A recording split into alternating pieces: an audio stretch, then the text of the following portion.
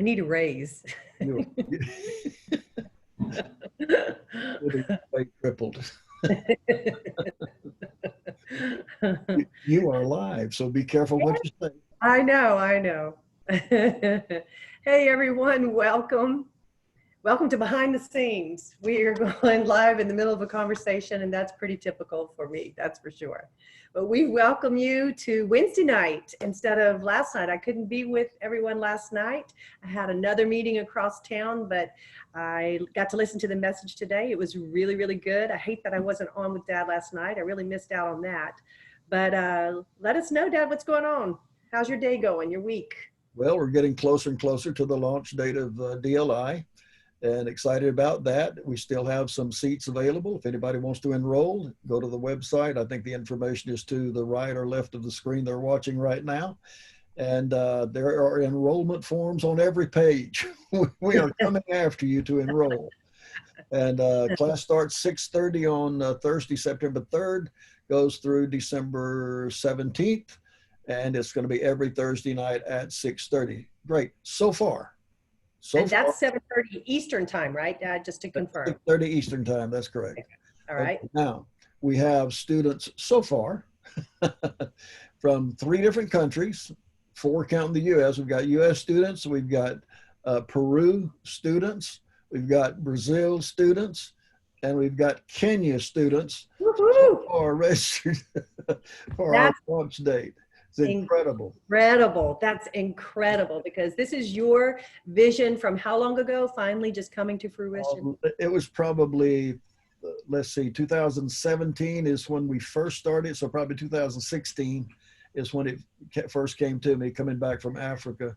Wow. And, that was when it all started in my head. And it cycled through a different cycle. It's gone through its ups and downs. It's days when I laid it down and said, this is just too much to digest, and obviously picked it back up. Glad I did. And we're at the point of no return now. Can't go back.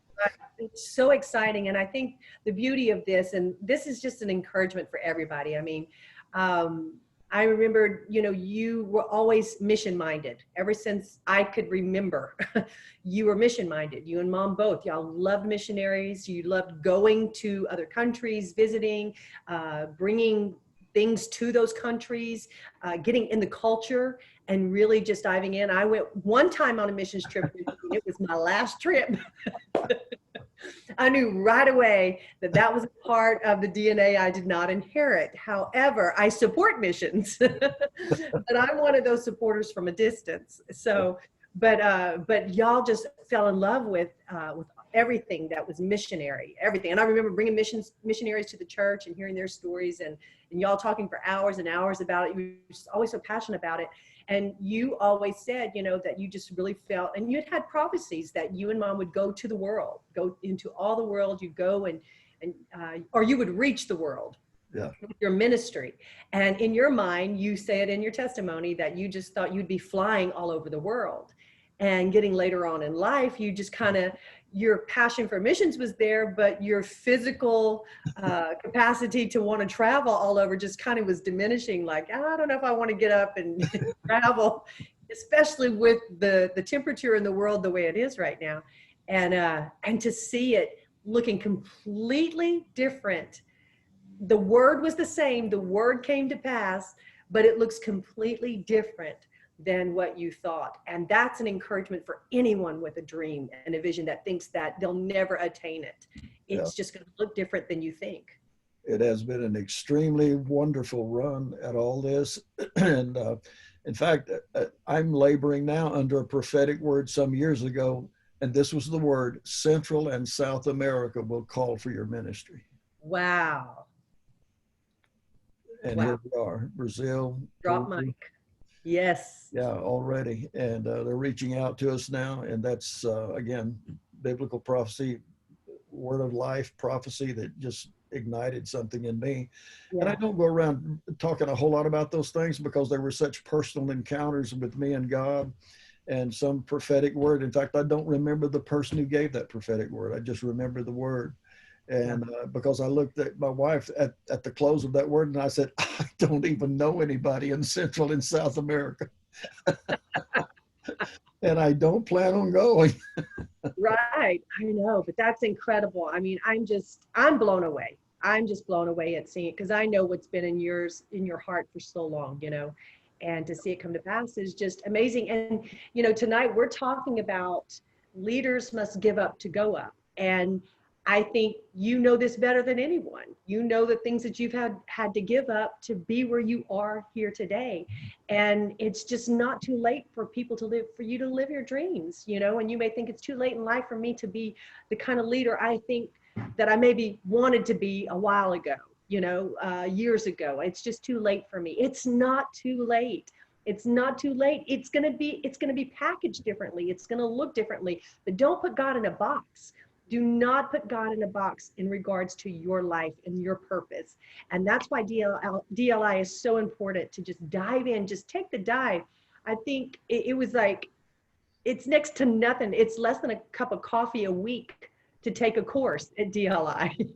And to me, that's just an amazing support. Like, I could give up the Starbucks that I used to get going to church on Sunday mornings. I used to get my unsweet green tea, Trenta, because that's as large as they make them, the Trenta size. And I needed all that caffeine. And it was less than $5 for that drink, which was ridiculous. But to think that I could take that money and invest in a future for myself, invest in myself in a way that is going to produce an outcome that's going to be attach itself to my destiny is pretty incredible. So it's not too late to join in this year, doing something for yourself and pouring back into your own life. And this institute is the way to do it. It's just the way to do it. Absolutely. So let's talk. Go ahead. Talk me into it. I'm going to join. You're going to join too, right? And you're leading the first class. Send my money in tomorrow. No, the beauty of this, in light of what we're studying tonight, it's such a connection, is because leaders find out that your life is no longer defined particularly by sin and not sin. For most Christians, that's how they live their life, to sin or not to sin. That's the line that you don't want to cross. But for leadership, even on the not sinning side, there are still lines we have to draw that have to do with commitment. It doesn't have to do with sin or not sin. It has to do with what are we going to give up to gain what we really want in our heart. Because there's always an exchange. You give something out of your heart. I'll use the word sacrifice. It'll come up in this study as well.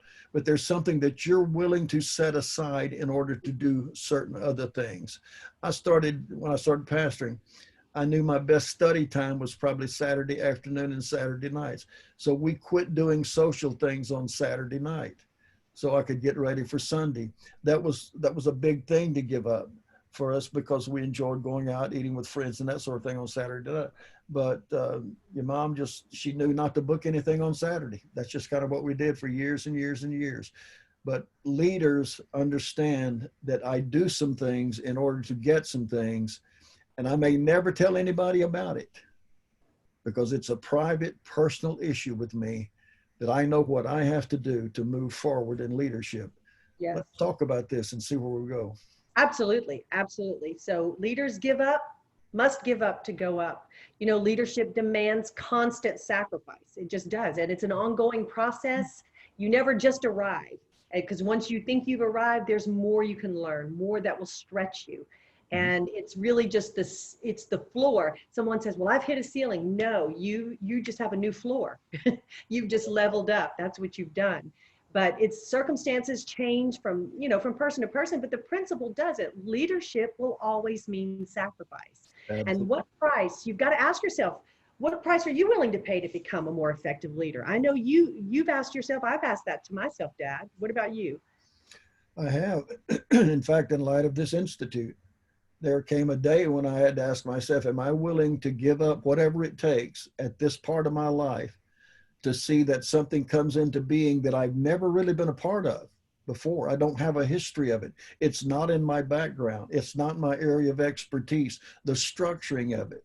I can do some of the things in it, but I'm just going to have a lot of people that know a lot of things. Yeah. And without solicitation, God brought those people into my life over years. Some here, some there. They would ebb and flow, but relationships always stayed. And when it came time to come together for this, they were there. It was Right. pre-planned years ago. We did have some prophetic words that we would be together on some things. Some of us, others of us did not. But God Right. has brought the right people together at the right time for this to be a really highly efficient institute, especially on its launch date. Looking forward to it. Incredible. It's history in the making for us. It just is. It's history in the making.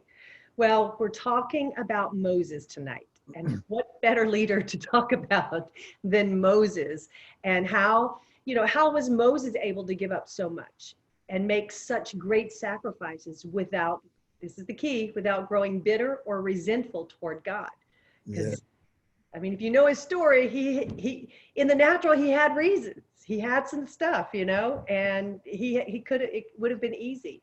But what made him willing to return to Egypt as God's servant after he had enjoyed the best the country had to offer? That's I'm gonna have to think on that for a moment. Well, the writer So, of Hebrews said he refused to be called the son of Pharaoh's daughter. He wow. chose to associate or be with the children of God. Yeah. Wow. That's powerful. Well, let's take a look for the next few minutes at Moses' life and how God molded him into an effective leader. So, Dad, why don't you go ahead and kick it off for us, the first one? Well, first thing is Moses was alone with God. If he'd stayed in Egypt, he'd have probably listened if God called him, but Moses exiled to Midian gave him 40 years of reflection time. And when God appeared to him in the burning bush, Moses had grown quiet enough to Yeah, hear God. Lives, especially with leaders, are such a hubbub of ideas, thoughts, and information flow that we rarely make time. You have to make time. It doesn't just happen up. that's You right. make time to be alone with God That's because your it. spiritual life will not be fed in your function as a leadership. It's so true. No, you're so right. Still have to That have your time alone with God. you have to have your time alone with God. And I love this. Don't force God to send you into the desert to get your attention, because he will do that. He's done it to me. He has done it, and more than once. He's sent me to the desert more than one time. He'll do what he has to do to get your attention, because that's how much you mean to him. That's how much the assignment on the inside of you that has to be delivered, has to be fulfilled, means to him. So he is going to position you until you hear him, until he knows that you're listening to him. I constantly remind people that their wilderness experience is for preparation. It's not for punishment. That's You have to exactly right. understand when you're moved away and when you're isolated, there is a benefit to isolation. Absolutely. And you can hear the Absolutely. voice of God for sure. Yes, absolutely. And some of us during this pandemic, it was kind of that was the blessing I had to see in this pandemic, Yeah. was the ability to be able to spend more time with God, just to be able to stay home and to really to hone in on some things that I had been neglecting. So, we could take a look at it in a positive way by saying those things are good. We don't have to go back to the old way of being so busy that we don't take that time out for God. Exactly. All That's right. the benefits of being older is generally you eliminate a lot of things in your life that kept you busy. Yeah. And one of the great joys for me has been to sit in one spot and do the work that I do and be able to have some quiet time to think in terms of visitation with God. Yeah. That's awesome. Well, the second one is Moses was honest with God. Moses was honest with God. And we forget, how can you not be honest with God? But you'd be surprised. Be surprised. People don't tell God all their stuff, and they should, because he knows it all anyway. He just wants you to Yeah. be forthcoming with it all, right? Yeah, But by the time we Moses, talk to go him ahead. like he don't know. I know, right? And I'm confused at that thought, but I guess I do it too sometimes. But by the time Moses met God at the burning bush, there was no trace remained of the cockiness characteristic of his life in Egypt. Thank That God. had all come off of him, right? He Absolutely. knew his weakness. He knew his weakness. And so when God told Moses that he would bring the people out of Egypt, the chastened man replied in Exodus 3:11, "But who am I that I should go to Pharaoh, that I should bring the children of Israel out of Egypt?" And only as an older man, humble before God, could Moses be of any use to God. Oh, yes. That was pretty incredible. I love that.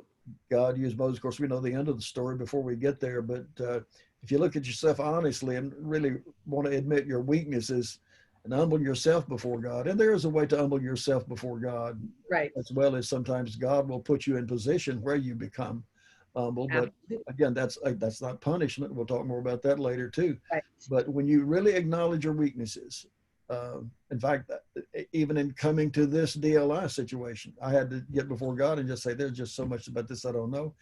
And I didn't know all the stuff I didn't know until I Right. started into the process, and I kept realizing, oh, there's something else I don't know. Oh, there's something else I don't know. I didn't think of this.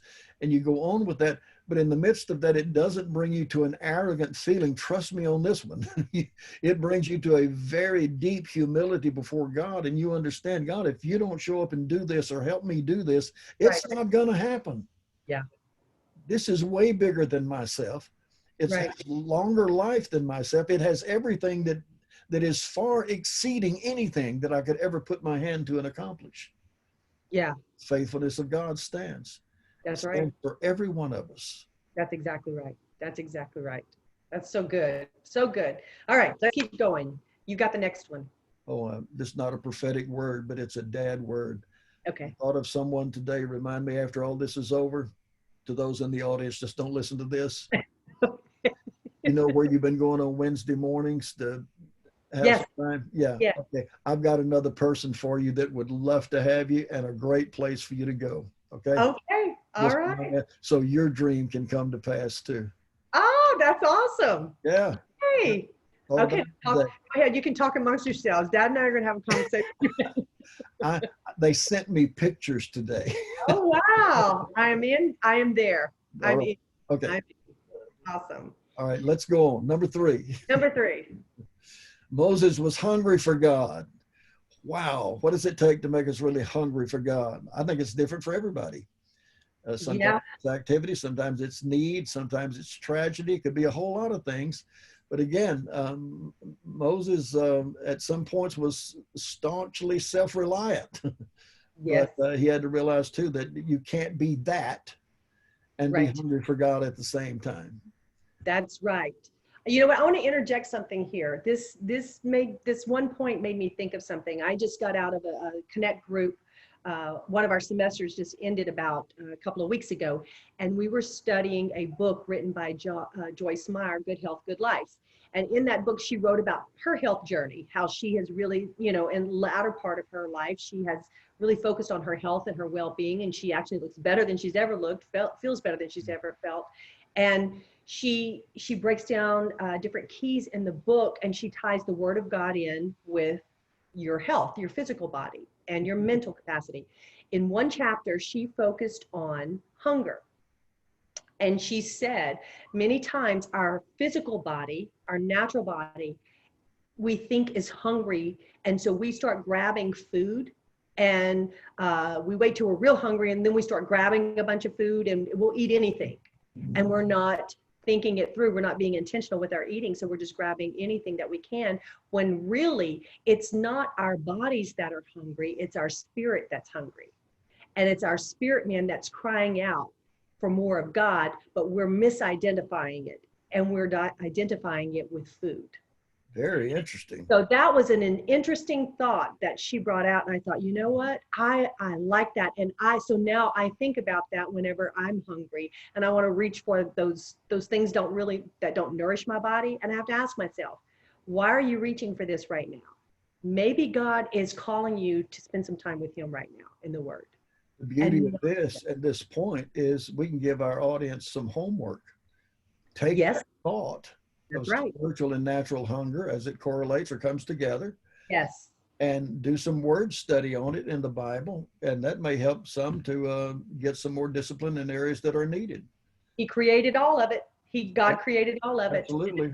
It's all interconnected. So. And we often say that what's happening externally is a precursor to what God wants to do internally. That's exactly right. But we don't take it to the health realm. We take it to other realms. And so that's there's right. your homework. There you go. Selah. All right, keep going. I just wanted to interject that. I thought that was an interesting thought to tie in here. It is fascinating. Number 4, Moses was broken by God. What a statement, broken by God. God waited for Moses to willingly come to him.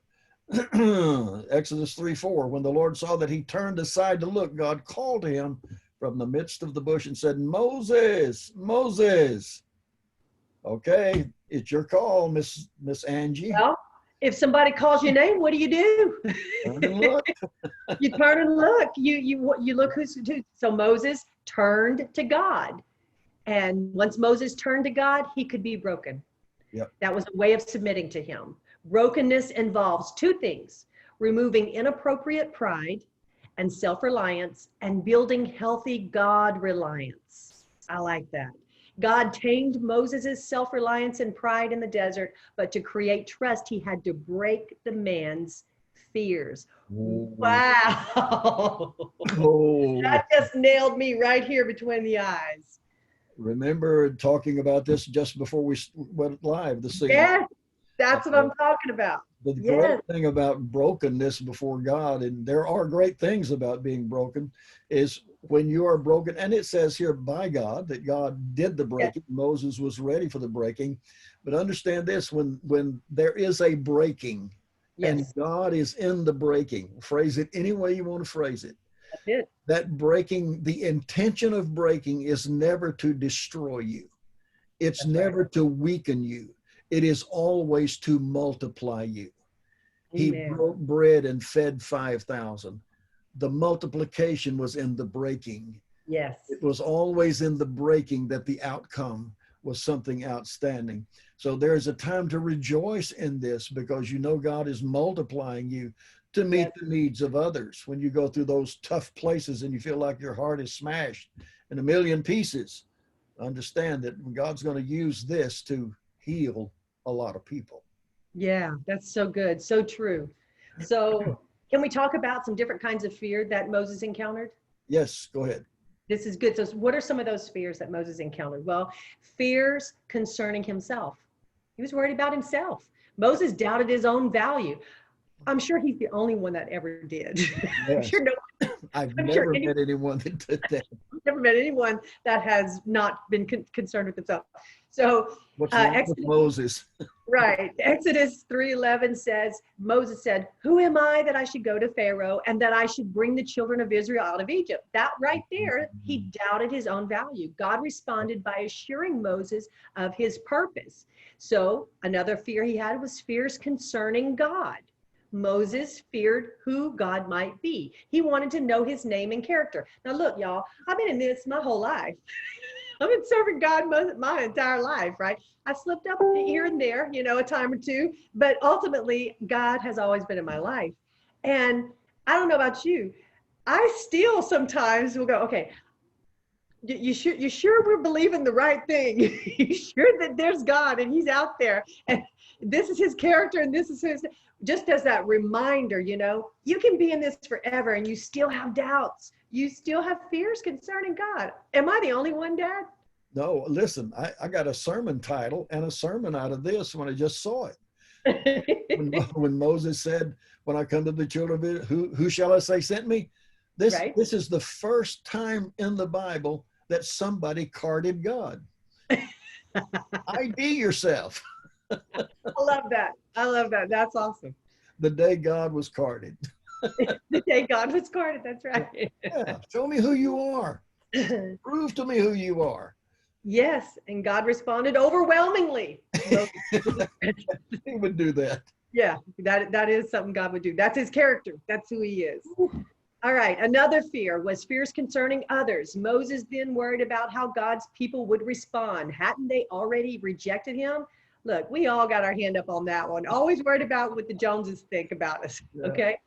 And Exodus 4:1 says, "Then Moses answered and said, but suppose they will not believe me or listen to my voice." Now you got to understand something. God sent him. God said, "I'm going to be with you." And now he's worried about if the people are going to believe him. And because he said, "The Lord hadn't appeared to you." And God responded by demonstrating his power and commitment. And then the next one, fears concerning his ability. Moses doubted himself, both his speech and ability. Because Exodus 4:10 said, "Then Moses said to the Lord, oh my Lord, I am not eloquent, neither before nor since you have spoken to your servant." Meaning, You've known me all this time. You know I can't say. That's what I hear in this scripture. You know me. You know this. I don't have great speech. I can't pray good. I can look again.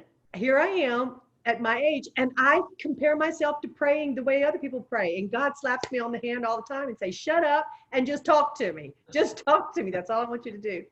You have spoken to your servant, but I am slow of speech and slow of tongue. Exodus 4:13, it says. But he said, "Oh, my Lord, please send by the hand of whomever else you may send." He has God to send somebody else. God handpicked Moses, and he had the audacity to try to get him. God just picked somebody else.